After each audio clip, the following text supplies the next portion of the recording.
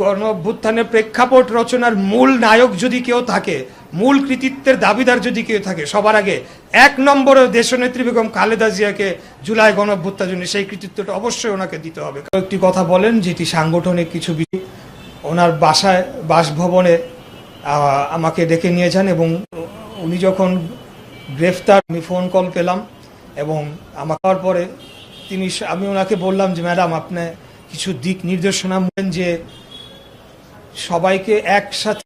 তো আমি ওই একটা দুইটা লাইনের মধ্যে অনেক তাৎপর্য খুঁজে পেয়েছিলাম। অবস্থায় উনি ছিলেন সেটাকে মোকাবেলা করার জন্য আমাদের যে নিজেদের মধ্যে ঐক্যের কোনো বিকল্প নেই, সেই বিষয়টি তিনি একটা সিম্পল লাইনের মধ্যে কিন্তু অনেক কথা তিনি সেটার মধ্যে বলে ফেলেছিলেন যে কোনো উপায়ে আমাদেরকে ঐক্যবদ্ধ থাকতে হবে। আমাদের নিজেদের মধ্যে অনেক ধরনের মত থাকবে, কিন্তু সেটা যাতে আমাদের রাজনৈতিক উদ্দেশ্যকে কোনো কর্মে বাধাগ্রস্ত না করে, সেইটুকু শিক্ষায় আমি নিয়েছিলাম এবং আজ পর্যন্ত আমি সেটাকে মনে ধরে রেখেছি।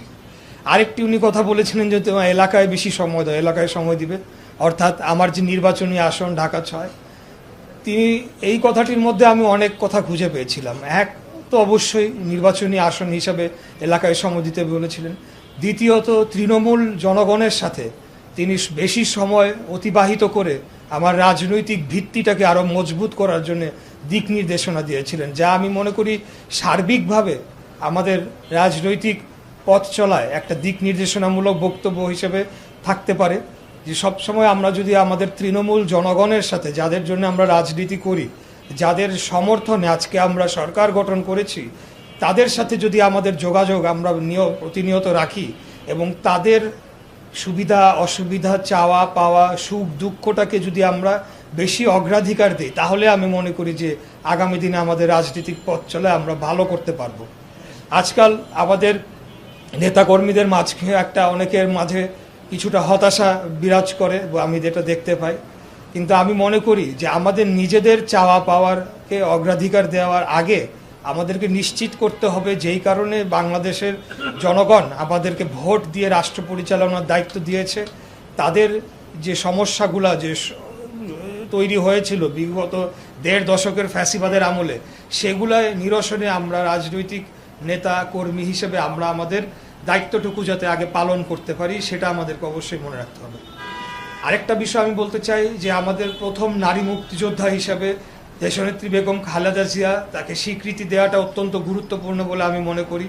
আমি বীর মুক্তিযোদ্ধা সহ বেশ কয়েকজন যারা এই সম্পর্কে জানেন, তাদের মুখ থেকে আমি সরাসরি শুনেছি যে যখন মেজর জিয়া তিনি বিদ্রোহ করার জন্যে তিনি কালুরঘাট বেতার কেন্দ্র দখলে নিয়েছিলেন, তখন বেগম খালেদা জিয়া তাদের বাসভবনে অবস্থান করে যে ভূমিকা রেখেছিলেন, সেটা নিঃসন্দেহে আমি বলবো যে এটা কোনো সাধারণ মানুষ বা সাধারণ কোনো, কারণ সেই সময় তিনি বিএনপির চেয়ারপারসন বেগম খালেদা জিয়া ছিলেন না, বা প্রধানমন্ত্রী বা সাবেক প্রধানমন্ত্রী বেগম খালেদা, বিএনপি গঠন হয় নাই, মেজর জিয়াই তখন রাজনীতিতেও আসেন নাই, কিন্তু সেই সময় তিনি ওইখানকার অবস্থানরত যারা সৈনিকেরা, তাদের প্রতি যে দিক নির্দেশনা দিয়েছিলেন এবং যে দৃঢ় অবস্থান নিয়েছিলেন, তিনি আর যে সৈনিকেরা যখন দৌড়িয়ে আসে তাকে বলে যে এখানে আমাদেরকে আত্মসমর্পণ করার জন্য নির্দেশ দিয়েছে কর্নেল জাঞ্জুয়া, তখন তিনি নির্দেশনা দিয়েছিলেন আপনারা গিয়ে বলে দেন যে আপনাদের রিপোর্টিং অফিসার অর্থাৎ মেজর জিয়া উপস্থিত না হওয়া পর্যন্ত আমরা আত্মসমর্পণ করব না এবং আমাদেরকে আত্মসমর্পণ করব না। তো এটা প্রমাণ করে দেয় যে বাংলাদেশের প্রশ্নে, বাংলাদেশের দেশপ্রেমের ক্ষেত্রে ওনাকে যে মহান আল্লাহ তাআলা একজন বিশেষ নেতৃত্ব দিয়ে পাঠিয়েছিলেন, সেটা কিন্তু শুরুকাল প্রথম থেকেই লক্ষ্য করা যায় বলে আমি মনে করি। তো পরবর্তীতে আপনারা দেখেছেন যে কত ঝড় তুফান, কত বৈরী পরিস্থিতির মধ্যেও তিনি দেশপ্রেমের ক্ষেত্রে কোনো ধরনের আপোষ করেন নাই, বিধায় উনি আপসীর নেতৃত্বে পরিণত হয়েছিলেন। ওনার লিভার সিরোসিস, ওনার এত বয়স্ক একজন নারীকে বিনা চিকিৎসায় যে মৃত্যুর দিকে ঠেলে দেওয়া হলো, তাকে যে একটা নির্জন কারাগারে বছরের পর বছর বন্দি করে রাখা হলো, তখনও কিন্তু সমঝোতার চেষ্টা হয়েছিল। এই ঘটনাটি আমি সরাসরি আমার বাবার মুখে শুনেছিলাম, উনি যখন জীবিত ছিলেন। 2018 সালের নির্বাচনের আগ মুহূর্তে তাকে সমঝোতা করার জন্য আমাদের নেত্রীর কাছে একজন বড় ব্যবসায়ীকে পাঠানো হয়, তখন খুনি হাসিনার পক্ষ থেকে। যে আপনি করেন, আপনার মামলা সব উঠে যাবে, অর্থাৎ নির্বাচনে অংশগ্রহণ করেন, আমাদের তার ফর্মুলা অনুযায়ী নির্বাচনে অংশগ্রহণ করুক বিএনপি এবং আত্মসমর্পণ করুক, তাহলে ওনার মামলা উইথড্র হবে, উনি কারাগার থেকে মুক্ত পাবেন। তখন আমাদের নেত্রী নাকি খালি একটা কথাই বলেছিলেন, আগে ওকে বলো পদত্যাগ করতে, তারপরে অন্য সব বিষয় নিয়ে কথা হবে। অর্থাৎ উনি নীতি, আদর্শ, দেশপ্রেমের ক্ষেত্রে বাংলাদেশের প্রশ্নে কোনোদিনও আপোষ করেন নাই। সেটা ওনাকে মৃত্যুর একদম ঝুঁকি মুখে ঠেলে দেওয়া সত্ত্বেও উনি এই ধরনের আপোষকামিতায় যান নাই। তাই আমি মনে করি আমাদের আজকের যে জুলাইয়ের রক্তাক্ত গণ অভ্যুত্থান হয়েছে এবং মহান মুক্তিযুদ্ধে যে অবদান ছিল, আমাদের নেত্রী যে অবদান ছিল, সব কিছুকে আমাদেরকে ধারণ করতে হবে। ধারণ করে এই গণ অভ্যুত্থানের প্রেক্ষাপট রচনার মূল নায়ক যদি কেউ থাকে, মূল কৃতিত্বের দাবিদার যদি কেউ থাকে, সবার আগে এক নম্বরে দেশনেত্রী বেগম খালেদা জিয়াকে জুলাই গণ অভ্যুত্থানের সেই কৃতিত্বটা অবশ্যই ওনাকে দিতে হবে। কারণ তিনি তার আত্মত্যাগের মাধ্যমে এই অভ্যুত্থানের প্রেক্ষাপট রচনা করেছিলেন। পরবর্তীতে আমরা সকলে যে যার জায়গা থেকে ভূমিকা রাখার সুযোগ পেয়েছি।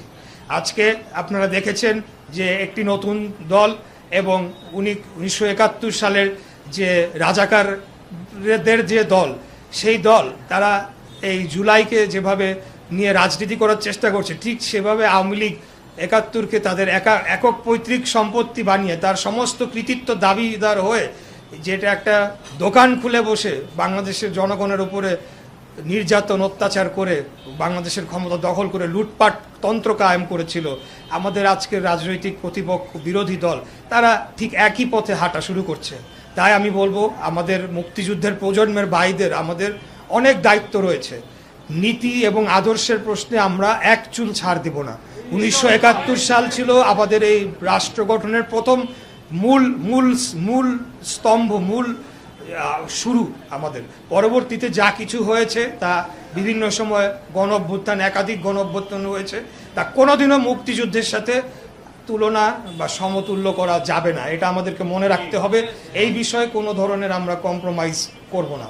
আর যারা এখন ইতিহাসকে মুছে ফেলার চেষ্টা করছে, বলার চেষ্টা করছে 2024 সালে নতুন করে বাংলাদেশ পয়দা হয়েছিল, তারা তাদের 71-এর যে ভূমিকা, সেই ভূমিকাটাকে আসলে যেহেতু বাংলাদেশের মানুষের কাছে কোনোভাবেই তাদের এখন জবাব দেওয়ার সুযোগ নাই, যে 71-এ তারা তো বাংলাদেশের বিপক্ষে অবস্থান করেছিল, যার কারণে তারা এই ধরনের অপচেষ্টায় লিপ্ত হয়েছে।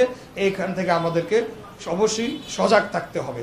আমরা বাংলাদেশ জাতীয়তাবাদী দল বিএনপি সবসময় বাংলাদেশের পক্ষে যতগুলো মুভমেন্ট হয়েছে সবগুলো মুভমেন্টে কিন্তু জনগণের কাতারে ছিল, বাংলাদেশের পক্ষে অবস্থান নিয়েছিল।